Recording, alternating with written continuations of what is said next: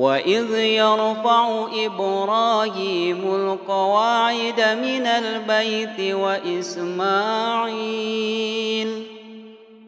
البيت وإسماعيل ربنا تقبل منا إنك أنت السميع العليم ربنا واجعلنا مسلمين لك ومن ذريتنا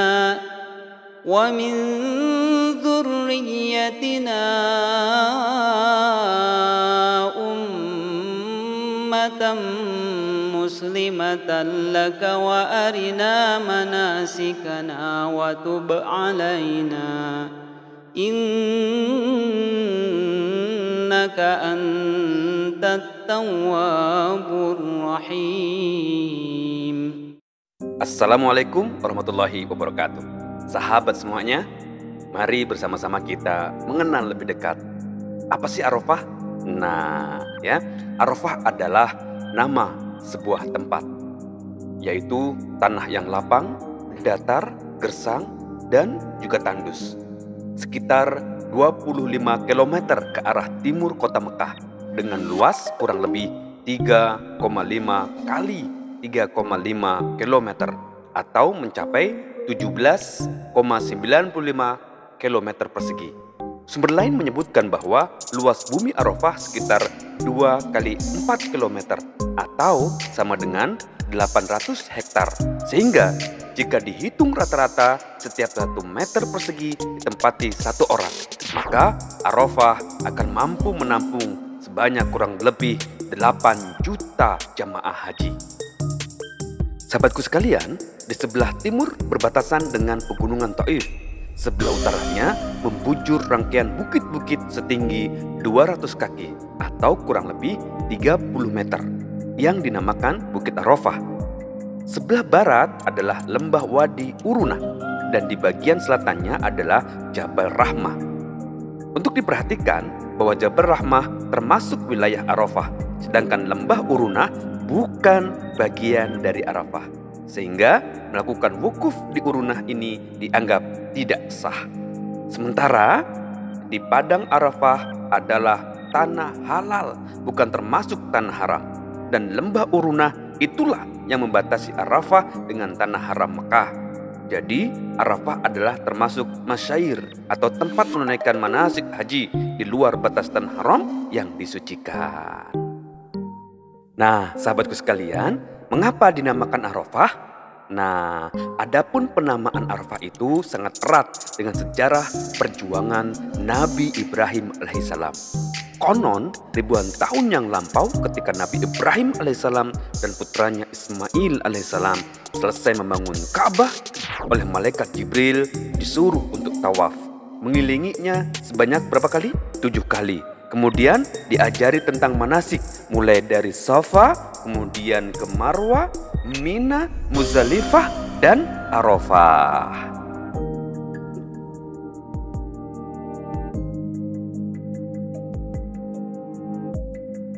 Sahabatku sekalian, di kawasan Arafah ini, malaikat Jibril menanyakan Nabi Ibrahim dengan mengatakan, "Arafta, apakah engkau sudah mengerti, wahai Ibrahim?" Lalu beliau menjawabnya, "Na'am, araftu." Ya, saya telah mengerti. Maka tempat itu dinamakan Arafah, yang maknanya mengerti atau mengetahui. Dalam versi lain, sahabatku sekalian, disebutkan bahwa kawasan ini dinamai Arafah karena Nabi Adam dan Siti Hawa ta'arafah, saling mengetahui atau bertemu kembali. Di tempat itu setelah keduanya diturunkan dari surga secara terpisah. Nabi Adam diturunkan di bumi Al-Hindi atau India, dan sedangkan Siti Hawa itu di Jeddah atau di tempat lain. Ya, ini menurut Syamsul Munirah halaman 682. Nah, di kawasan Arafah itu ada beberapa tempat yang mempunyai nilai sejarah. Yang pertama adalah lembah Urunah. Kemudian yang kedua adalah Masjid An-Namirah. Kemudian yang ketiga adalah Jabal Rahmah. Nah, sahabatku semuanya, apa hubungannya dengan ibadah haji? Dalam konteks haji, Arafah adalah tempat para jamaah haji melakukan salah satu rukun haji yang paling pokok, yaitu wukuf pada tanggal 9 Zulhijjah, mulai sejak tergelincirnya matahari sampai terbitnya fajar tanggal 10 Zulhijjah keesokan harinya. Nabi Muhammad SAW bersabda, puncak ibadah haji itu dengan melakukan wukuf di Arafah.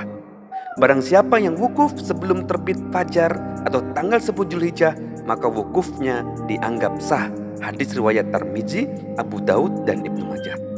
Itu adalah rentang waktu wukuf, tetapi bukan berarti bahwa orang yang berwukuf harus berada di sana sepanjang hari dan malam itu, ya, sebab keberadaan seseorang di Arafah pada tanggal dan hari itu walaupun sejenak sudah dipandang cukup dan wukufnya sah. Nah, wukuf harus dilaksanakan dalam wilayah Arafah, tempat mana ya asalnya masih di bagian padang Arafah.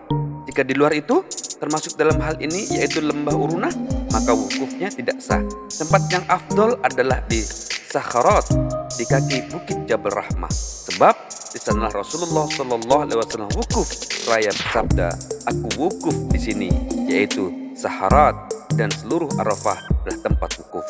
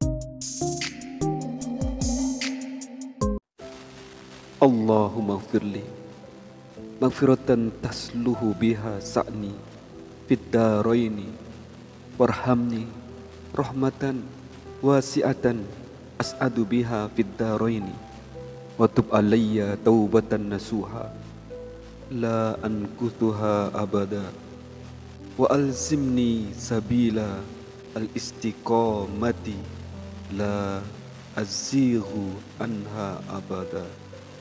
Ya Allah, ampunilah aku dengan ampunan yang membuat maslahat urusanku di dunia dan akhirat. Berikanlah aku rahmat-Mu yang luas, di mana aku dapat bahagia di dunia dan akhirat. Bimbinglah aku dalam tobat nasuha, yang mana aku tak akan melanggarnya lagi selamanya. Ikatlah aku di jalan istiqomah, yang mana aku tak akan menyimpang darinya selamanya. Allahumma laka salati wa nusuki wa mahyaya wa mamati wa ilaika mabi wa laka turati. Allahumma inni a'udzubika min adzabil qabri wa waswasati sadri wa sataitil amri. Allahumma inni a'udzubika min syarri ma taji'u birri.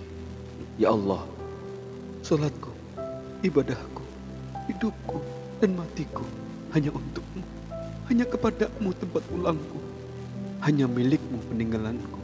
Ya Allah, aku berlindung kepada-Mu dari siksa kubur, kebimbangan dalam hati, dan berantakannya konsentrasi. Aku berlindung kepada-Mu, ya Allah, dari kejahatan yang dibawa oleh angin. Ya Allah, pindahkan aku dari rendahnya kemaksiatan, kemuliaan taat.